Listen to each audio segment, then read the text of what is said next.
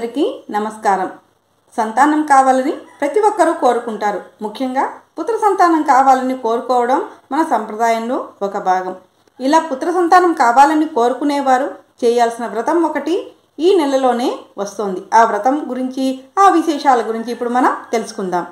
జ్యేష్ఠ మాసంలో పవిత్రమైన నిర్జల ఏకాదశి పక్క రోజు వచ్చేటువంటి ద్వాదశి రోజున రామలక్ష్మణ ద్వాదశిగా మనం జరుపుకుంటాం.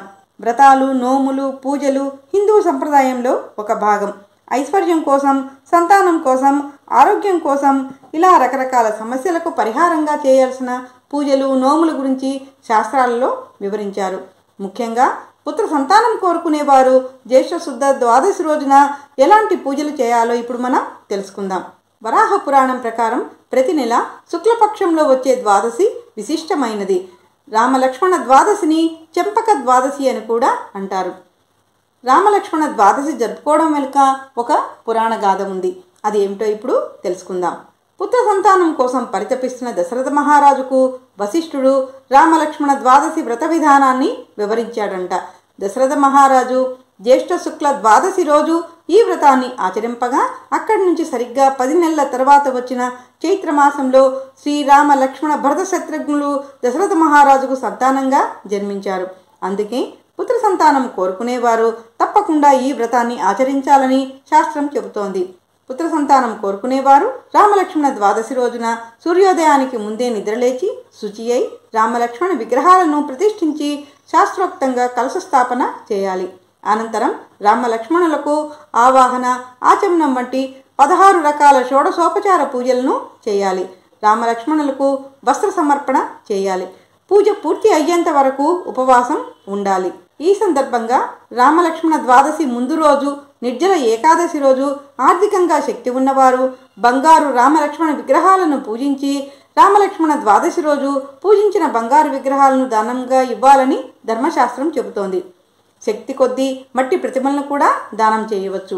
అంతేకాకుండా ఈరోజు బ్రాహ్మణులకు గోదానం, భూదానం, వస్త్రదానం, సువర్ణదానం వంటి దానాలు కూడా విరివిగా చేస్తే వ్రత ఫలం అధికమవుతుంది. రామలక్ష్మణ ద్వాదశిని ఒడిశాలో చెంపక ద్వాదశిగా జరుపుకుంటారు. ఈ ప్రాంతంలో ఇది చాలా ముఖ్యమైన పండుగ. పూరి జగన్నాథ స్వామి ఆలయంలో ఈ పండుగ ఎంతో వైభవంగా జరుగుతుంది. ఉత్కళ బ్రాహ్మణులకు రామలక్ష్మణ ద్వాదశి ఎంతో పవిత్రమైన రోజు. జగన్నాథునికి ఈరోజు విశేషమైన పూజలు, ప్రత్యేక ప్రసాదాలు తయారు చేస్తారు.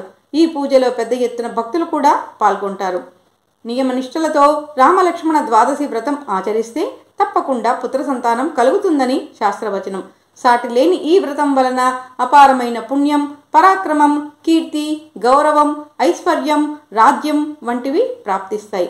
రామలక్ష్మణ ద్వాదశి వ్రతం చేసిన వారికి గవామయన యాగ ఫలం దక్కుతుందని అంటారు.